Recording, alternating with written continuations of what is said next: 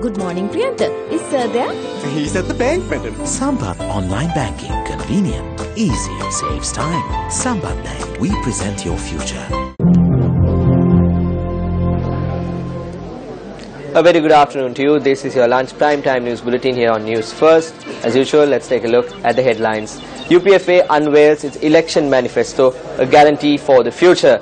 12 million ballot papers printed, says government printer. Official ballot paper of the 2015 parliamentary election to be handed over to the Department of Posts. Former President of India, Dr. Abdul Kalam's body to be flown to New Delhi.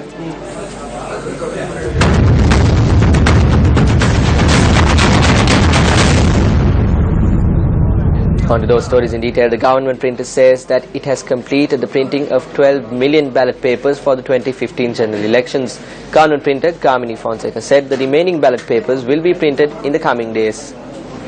Government printer Kamini Fonseca said that the printing of papers, which include the candidates' names and numbers, are also near completion. He went on to note that the relevant papers will be dispatched to the district election officers via the election secretariat during the course of tomorrow. The Election Secretariat announced that the official ballot papers for the 2015 parliamentary elections will be handed over to the Department of Posts tomorrow. Additional Elections Commissioner M.M. Mohammed, speaking to News First, said that 10,544,491 official ballot papers will thus be distributed.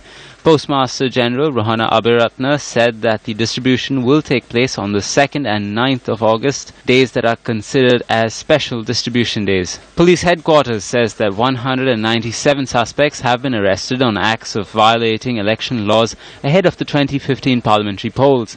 Police media spokesperson ASP Rohan Gunasekara said that the police had received 156 complaints in this regard. Meanwhile, 549 complaints have been made to the Election Secretariat ahead of the August elections. The Complaints Unit of the Secretariat said that a majority of these complaints relate to illegal appointments and promotions, of which that number stands at 154. In addition, 116 complaints have been made over the display of posters and cutouts. 79 complaints have been made over the distribution of goods. In addition, 71 complaints have been made over the misuse of state property, while 35 complaints have been made with the Election Secretariat on the use of government officials for political activities. A majority of the complaints have been made from the Colombo district, numbering at 94. 42 complaints have been made from the Badulla district, 30 complaints have been made from the Hambantota district, and 28 complaints have been made from the Gampaha district. The election manifesto of the United People's Freedom Alliance was presented to President Maithripala Sirisena at the President's official residence today. Issuing a communique, the President's media division said that the alliance leaders discussed extensively with the President on the development projects and the social economic program that will be initiated during the next 5 years under the future alliance government. General Secretary of the UPFA, Susil Premajayanta, General Secretary of the SLFP, Andhra Priyadashnayappa, and UPFA candidate Dinesh Gunawardena were among those present for the event.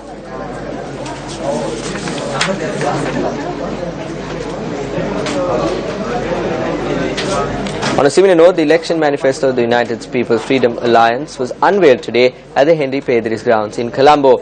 Many party seniors were seen present at this event.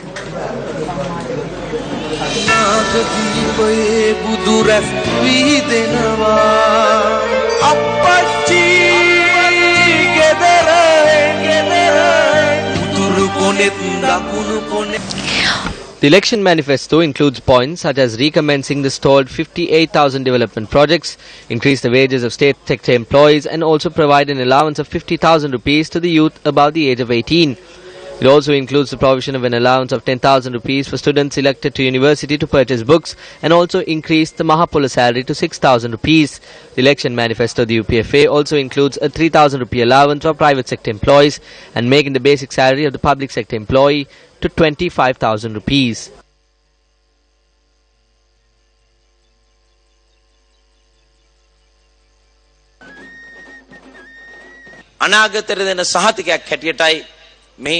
This has been named as the guarantee for the future. This includes a 12-point program. It will be a short-term program.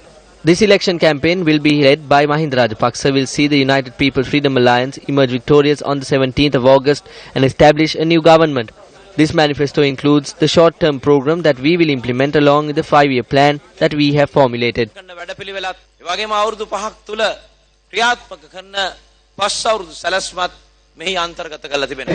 Citizens' movements, civil organizations and trade unions signed an agreement with the United National Front today. The agreements include points such as create reforms through the introduction of a new constitution, create employment opportunities while protecting the free education and health services, give priority to create unity among communities and pave the way for national and religious reconciliation. In addition, the agreements include 10 other points which include the passage of bill for the establishment of the National Audit Act, the Right to Information Act and the Anti-Corruption Act. Venerable Maduluave Sobidatero signed the agreement on behalf of the civil organizations, while Prime Minister Ranil Wickremesinghe signed for the United National Front.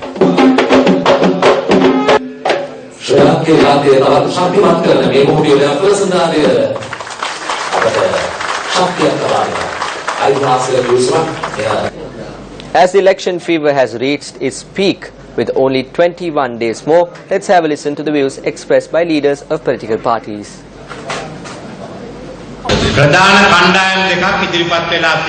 Two major groups have come forward, the group that will emerge victorious and the group that will lose. The group that will emerge victorious is the United National Front. We created the revolution on the 8th of January. We are the ones who sent the autocratic Rajapaksa family packing. We exposed the thieves. We provided relief to the people. I only need one help from you. Give me the majority in parliament.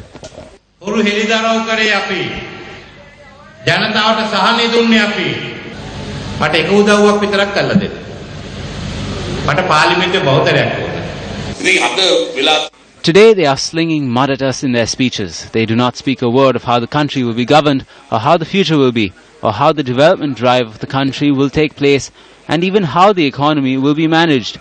Are they going to fulfill the 100 days promised in 60 months? They created a mirage of development. Loans were obtained from Chinese banks and expressways were constructed.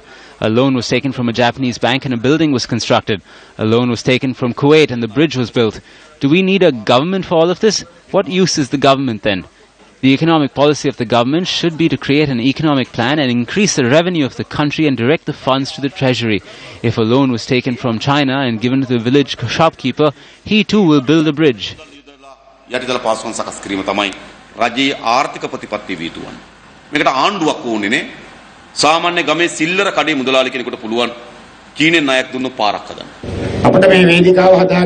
We are launching struggles on these stages not because we cannot get anything done from the major political parties.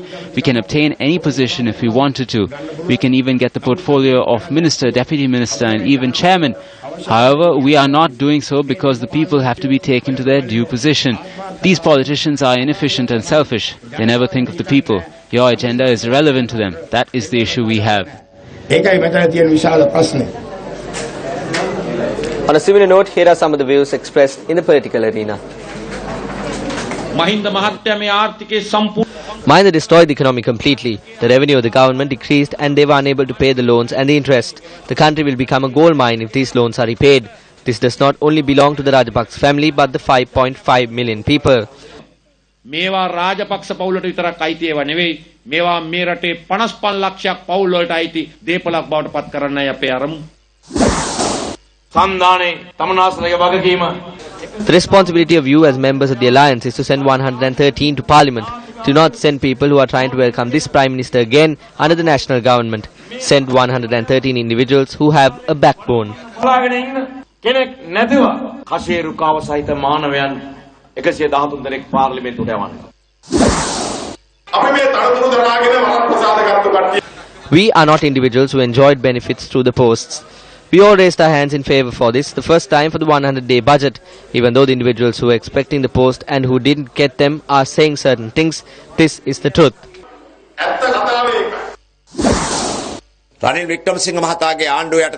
We were never able to do anything new under the government of Ranil Wickremesinghe. Therefore, we have got a good background to change this on the 17th of August. මේ අගෝස්තු මාසේ 17 පවත්වන මැතිවරණයේදී අපිට මේ වෙනස ඇති කරන්න හොඳ පසුබිමක් ඇවිල්ලා තියෙනවා. Mahinda is coming to uplift his family's living standards. The UNP comes to uplift the living standards of all innocent families and to uplift it by 5 times. We haven't thieved a cent.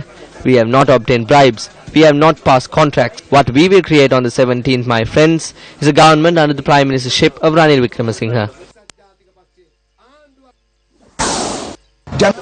Even after the President asked for the Governor of the Central Bank to be changed, he was kept in the same position because he was a friend.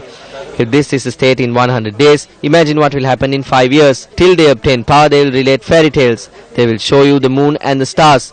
But after they come into power, they decide to go on the same road and they hide from us. We will create a golden era in the country. Hitler looks like a kitten if you think of the dictator here. All of the family members of that person had posts. We do not want to begin where we took off.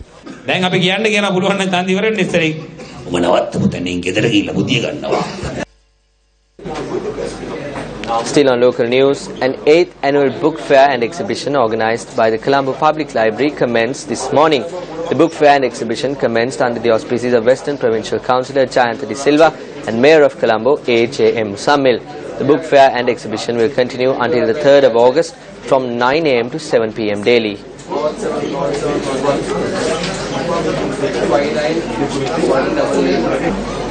Well, with that, we conclude this edition of Lunch Primetime News here on News First. Your next news update comes your way at 1:55.